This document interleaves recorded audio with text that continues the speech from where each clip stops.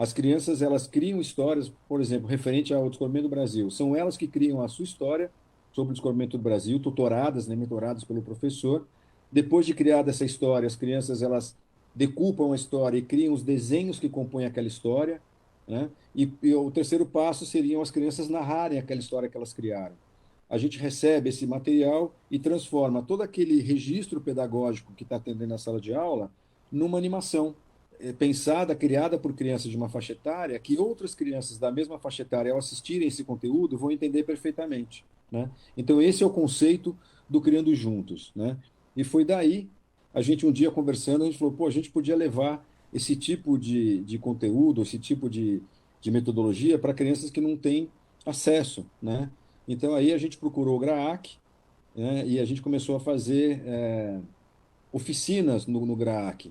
Nesse meio tempo, a gente recebeu a ligação de uma mãe que tinha conhecido o programa, o de Criando Juntos, né, nas escolas, e ela tinha dois filhos autistas, né, um severo e um mediano.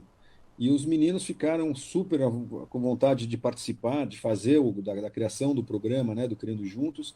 Só que esse programa ele não está disponível ao público em geral, não é aberto ao público, né? Ele é feito através de escolas, né, grupos escolares ou grupos, né, instituições ou coisas do gênero. Até empresas que às vezes patrocinam para a gente colocar nas escolas. Mas, enfim, a gente não teria como atender aquela mãe e aquelas crianças, mas a gente super sensibilizado, né, com a atenção que as crianças deram para a gente, tudo mais, a gente, lógico, acolheu as crianças e deixou eles criarem, né, uma animação. E o que eu acho que é mais importante, acho que talvez até o tema dessa entrevista aqui, quando a gente fala de autismo, é o que eu falei no começo, a gente criou algo que dá voz às crianças. E uma das coisas que muita gente quer saber no autismo é por que a criança reage a certos estímulos, de que maneiras esses estímulos provocam essas reações.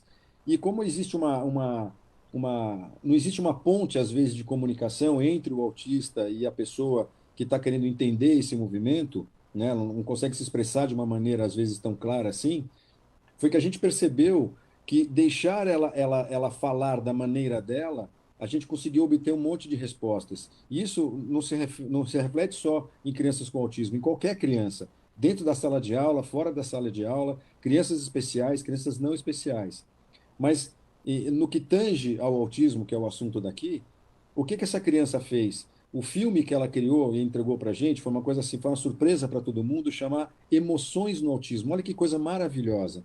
E é ela contando como ela reage a certos estímulos, que quando ela fica brava, ela bate no irmão, quando ela fica confusa, ela faz isso. Ela passou a entender que todas as pessoas, às vezes, têm dúvidas, nem todo mundo tem certeza de tudo, que todas outras pessoas também podem desagradar outras pessoas, mas que no final ele quer ter compaixão, ele quer criar uma teia de amigos, né, que deem sustentação para a vida dele, né? Então, foi um filme maravilhoso, essa família fez mais de um filme, né, com a gente, e são filmes, assim, de extrema sensibilidade, né? A mesma coisa foram os filmes que a gente, que foram trabalhados dentro, por exemplo, da PAI. A gente vê que muitas síndromes não dão repertório para a criança poder explanar ou dizer o que ela está sentindo, como ela sente, né? Então, às vezes você trabalhando numa outra linguagem, onde ela cria a sua própria história, ela faz os desenhos, ou ela faz a narração, ou uma parte disso tudo, é uma maneira muito legítima e natural de deixar ela se expressar. E essa expressão ela vem de formas assim surpreendentes, né? A gente não imaginava que só deixar a criança criar, ela poderia criar tantas coisas importantes e assim, com referência, né, do que a gente vive no dia a dia. Como assistir? Como é que faz para assistir esse programa?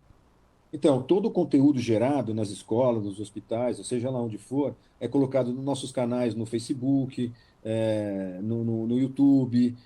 A gente tem uma plataforma que chama EncicloKids.